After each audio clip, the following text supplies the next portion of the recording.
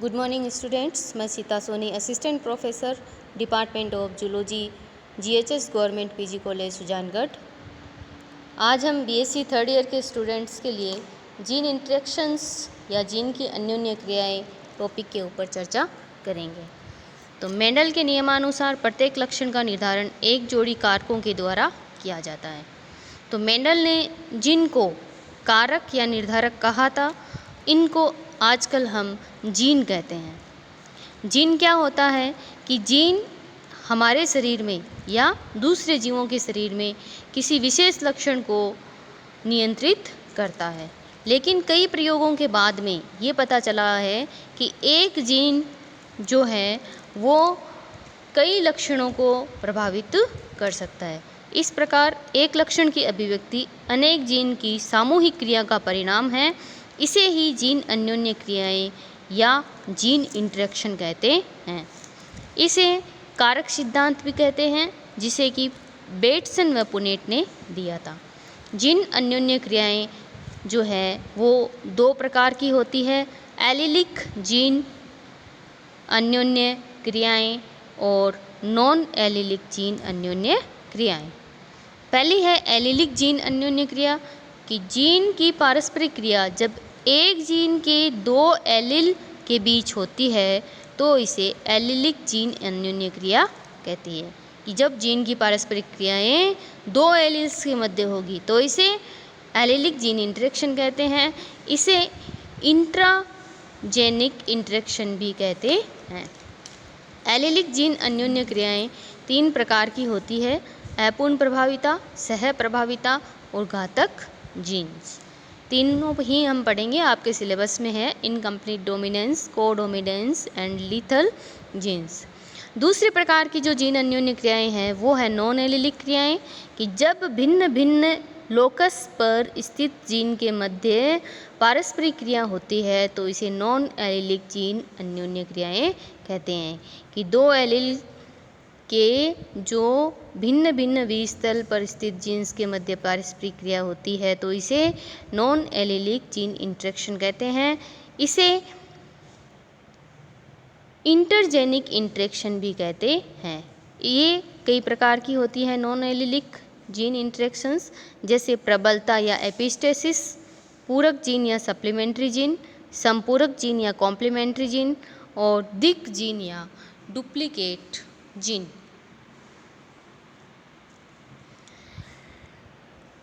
अब दो प्रकार की हमने जीन इंटरेक्शंस पढ़े हैं यहाँ पर, एलिलिक एंड नॉन एलिलिक। तो पहली प्रकार की हम पढ़ेंगे allylic gene interaction. Allylic gene interaction का पहला उदाहरण है अपूर्ण प्रभाविता। तो अपूर्ण प्रभाविता के बारे में हम पहले भी चर्चा कर चुके हैं कि मिराबिलस जलापा फोरोक्लोक प्लांट के अंदर जो है अपूर्ण प्रभाविता पाई जाती है, जिसमें लाल पुष्प और सफ़ेद पुष्प वाले फूलों के मध्य जब सेल पोलिनेशन की क्रिया करवाई जाती है तो गुलाबी रंग यानी दोनों के मध्य का लक्षण प्रकट होता है, यानी दोनों ही पूर्ण रूप से अपना लक्षण प्रकट नहीं कर पाते। इसे अपूर्ण या इनकम्प्लीट डोमिनेंस नाम दिया गया है। यहाँ पर हम एलिलिक जीन इंटरेक्शंस जो है उसमें चर्चा हम यहाँ पर करेंगे घातक जीन या लीथल जीन की। घातक जीन या लीथल जीन, तो ऐसे जीन जो जीन धारक की मृत्यु का कारण बनते हैं उन जीनों को घातक या लीथल जीन कहते हैं।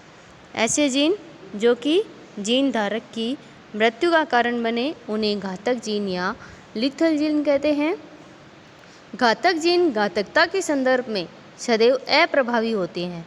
इसका अर्थ ये है यहाँ पर कि घातक जीन या लीथल जीन जो होते हैं वो शरीर में अप्रभावी स्थिति में रहते हैं, अर्थात जब ये संयुग्मजी स्थिति में होंगे तभी अपनी घातकता को प्रदर्शित कर पाएंगे। लेकिन अन्य फिनोटाइप लक्षणों के संदर्भ में यह जीन प्रभावी या अप्रभावी भी हो सकते हैं। घातक जीन द्वारा घातकता अलग अलग समय पर प्रकट की जा सकती है कि जीवन की किसी भी स्टेज में इस जीन की घातकता जो है वो प्रकट हो सकती है। कि घातकता जो है वो जाइगोट या प्रारंभिक भ्रूणीय परिवर्धन के दौरान ही जो है वो प्रकट होती है। घातक जीन की घातकता जो है वो जीवन में अलग अलग समय पर प्रकट होती है। प्रकृति में अप्रभावी घातक जीन ही पाए जाते हैं। इस प्रकार से घातक जीन दो प्रकार के होते हैं, प्रभावी घातक जीन और अप्रभावी घातक जीन। पहला है प्रभावी घातक जीन। प्रभावी घातक जीन जो है होमोजाइगस अवस्था में घातक होते हैं एवं हिट्रोजाइगस अवस्था में असामान्य प्रकार के फिनोटाइप उत्पन्न करते हैं। प्रभावी घातक जीन जो होंगे वो होमोजाइगस समयुग्मजीय अवस्था में तो घातक होंगे और विषमयुग्मजीय अवस्था में जो है असामान्य फिनोटाइप या असामान्य लक्षण उत्पन्न करेंगे। कैसे, उसका उदाहरण सहित एक बार देखिए आप कि चूहे में जो घातक जीन है, जैसे कि चूहे में घातक जीन की खोज जो है वो क्यूनोट के द्वारा की गई थी। इन्होंने अपने प्रयोगों में पाया कि पीले चूहों को क्रॉस करवाने पर पीले व भूरे चूहे दो प्रकार के चूहे प्राप्त होते हैं जिनका अनुपात 2:1 आता है। समयुग्मजीय पीले चूहे जो होंगे इसमें इनकी यहाँ पर मृत्यु हो जाएगी और क्रीपर एक असामान्य प्रकार का यहाँ पर फिनोटाइप बनता है। यह एक प्रभावी घातक जीन का परिणाम यहाँ पर होता है। समयुग्मजीय अवस्था में घातकता अत्यधिक होती है व चूजों की उष्मायन के समय इंक्यूबेशन के दौरान इनकी मृत्यु हो जाती है। विषमयुग्मजीय अवस्था में चूजों में क्रीपर असामान्य अवस्था उत्पन्न करती है। तो दो यहाँ पर हमने एग्जाम्पल देखे हैं। पहला तो है चूहों में क्रीपर घातक है यहाँ पर कि पीले चूहे और पीले विषमयुग्मजीय और पीले विषमयुग्मजीय के मध्य में क्रॉस करवाएंगे तो दो पीले और एक भूरा यहाँ पर प्राप्त चूहा होगा, जिसमें से जो होमोजाइगस येलो माइस है उनकी मृत्यु यहाँ पर हो जाएगी। दूसरा यहाँ पर उदाहरण हम लेते हैं सिकल सेल एनीमिया। जाना माना उदाहरण है, हमारे शरीर में या मनुष्य के शरीर में होने वाला एक रोग है sickle cell anaemia. Sickle cell anaemia एक जीन के कारण होता है। इसे HbS के रूप में प्रदर्शित कर सकते हैं। हीमोग्लोबिन में जो इसका जीन होता है इसलिए हीमोग्लोबिन से HbS है। यह जीन होमोजाइगस अवस्था में घातक होती है और विषम युग्मजीय अवस्था में हिट्रोजाइगस अवस्था में RBC का आकार सिकल के रूप का हो जाता है, इसलिए इसे सिकल सेल एनीमिया कहते हैं। इसमें सिकल सेल एनीमिया का वाहक और सिकल सेल एनीमिया का वाहक यानी दोनों ही हिट्रोजाइगस कंडीशन के अंदर हैं। यहाँ पर पैतृक जो है ये पेरेंट जो है, इनमें यदि क्रॉस करवाया जाएगा तो 3 प्रकार की संततियाँ उत्पन्न होती हैं, जिनमें एक प्रकार की जो होगी वो सामान्य, 2 होगी वो वाहक और एक जो होगी वो होमोजाइगस कंडीशन में होगी जिसकी की मृत्यु हो जाएगी। इस प्रकार से दूसरा जो यहाँ पर जीन है वो है अप्रभावी घातक जीन। अप्रभावी घातक जीन केवल समयुग्मजीय अवस्था में ही घातकता व्यक्त करते हैं। इसका उदाहरण है टी-सेक डिजीज़ और चूहे में हाइड्रोसिफेली। दूसरे प्रकार की जो क्रियाएं हैं वो है नॉन एलिलिक जीन इंटरेक्शंस। जब भिन्न भिन्न लोकाई पर स्थित जीन के बीच पारस्परिक क्रियाएं होती है तो इन्हें नॉन एलिलिक जीन इंटरेक्शन कहते हैं। इसे इंटरजेनिक इंटरेक्शन भी कहते हैं। यह निम्न प्रकार की होती है। पहली है एपिस्टेसिस, मोस्ट इम्पॉर्टेंट है आपके एग्ज़ाम के हिसाब से। एपिस्टेसिस किसे कहते हैं कि जब एक भिन्न वीस्थल का जीन दूसरे वीस्थल, जब एक भिन्न लोकाई का जीन दूसरी लोकाई के जीन की अभिव्यक्ति को रोक देता है तो इसे एपिस्टेसिस या प्रबलता कहते हैं। ऐसे जीन को प्रबल जीन या एपिस्टेटिक जीन कहते हैं। वह जिस जीन की अभिव्यक्ति रुक जाती है उसे हाइपोस्टेटिक या अबल जीन कहते हैं। प्रबलता जो है वो 3 प्रकार की होती है।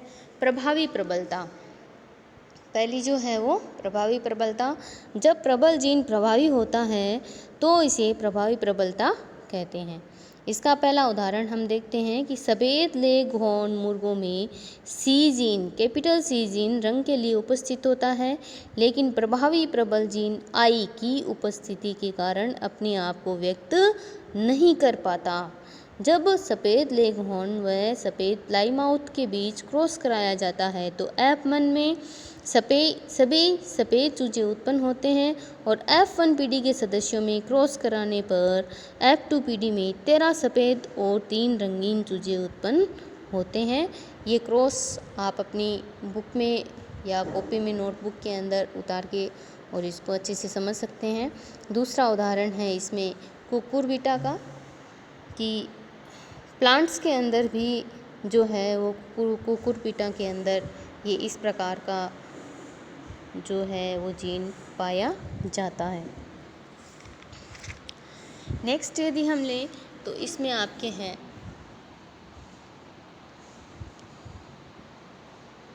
अप्रभावी प्रबलता, कि इसमें संदमक जीन या प्रबल जीन अप्रभावी होता है तो इसे अप्रभावी प्रबलता कहते हैं।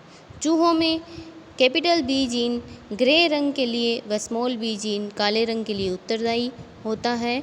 ए जीन रंग की उत्पत्ति के लिए आवश्यक है और स्मॉल ए जीन अप्रभावी प्रबल जीन है, यह रंग की उत्पत्ति का संदमन कर देता है। इस प्रकार से कि यदि हम चूहों में क्रॉस करवाएंगे कि ग्रे समयुग्मजी और एल्बिनो समयुग्मजी में यदि क्रॉस करवाते हैं तो सभी चूहे जो है वो ग्रे प्राप्त होते हैं और इनमें वापस से क्रॉस करवाने पर हमें F2 अनुपात में 9 ग्रे चूहे, 3 काले चूहे और 4 एल्बिनो प्राप्त होते हैं। नेक्स्ट है आपके डुप्लीकेट अप्रभावी प्रबलता। इसमें 2 अप्रभावी प्रबल जीन पाए जाते हैं। यदि दोनों में से कोई भी एक समयुग्मजीय अवस्था में होता है तो वो लक्षण को प्रकट होने से रोकने का कार्य करता है, जैसे बहरापन व गूंगापन। इस प्रकार से इसको अच्छे से एग्जाम्पल के थ्रू समझाया गया है कि यदि बहरे व गूंगे पैतृक के मध्य में क्रॉस करवाया जाएगा तो सभी संततियाँ जो होंगी सामान्य होंगी, लेकिन इनके जो जीन है इनके अंदर हेटेरोजाइगस कंडीशन में उपस्थित रहेंगे। F2 पीढ़ी में यदि इनकी प्राप्त की जाएगी इनके द्वारा तो 9 सामान्य और 7 बहरे व गूंगे जीव जो है वो उत्पन्न होंगे। नेक्स्ट आपके जो है वो है सप्लीमेंट्री जीन या सप्लीमेंट्री या पूरक जीन। तो यह 2 स्वतंत्र प्रभावी जीन होती है। इस अन्योन्य क्रिया में एक प्रभावी जीन अपने फिनोटाइप लक्षण को प्रकट करता है, चाहे दूसरा जीन उपस्थित हो या नहीं हो इससे कोई फर्क नहीं पड़ता। लेकिन जब दोनों उपस्थित होते हैं तो अन्योन्य क्रिया द्वारा एक भिन्न लक्षण को उत्पन्न करते हैं। जैसे चूहों में त्वचा का रंग, कि कैपिटल सी जीन वाले जो चूहे हैं, लेकिन जब इसके साथ में कैपिटल ए वाली जीन जुड़ जाती है तो इन चूहों में ग्रे या अगोटी रंग जुड़ जाते हैं। कैपिटल सी वाले जो होंगे वो तो काले रंग के होंगे, लेकिन इनके साथ में जब ए जीन जुड़ जाएंगे तो ये ग्रे या अगोटी रंग उत्पन्न करेंगे। यहाँ पर इस एग्जाम्पल के थ्रू आप अच्छे से देखिए इसको।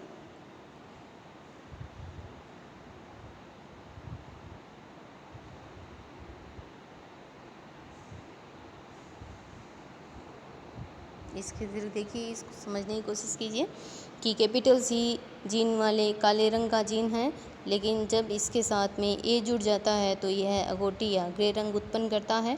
और काला चूहा और एल्बिनो चूहा इन दोनों के मध्य में हम क्रॉस करवाएंगे तो सभी अगोटी या ग्रे कलर के चूहे जो प्राप्त होंगे हेटेरोजाइगस कंडीशन में, वापस से इनमें सेल्फ फर्टिलाइजेशन की क्रिया करवाएंगे तो F2 अनुपात में 9 अगोटी, 3 काले और 3 एल्बिनो प्राप्त होंगे। नेक्स्ट जो टॉपिक है आपके वो है कॉम्प्लीमेंट्री जीन। नेक्स्ट जो टॉपिक है वो है कॉम्प्लीमेंट्री जीन, कि जब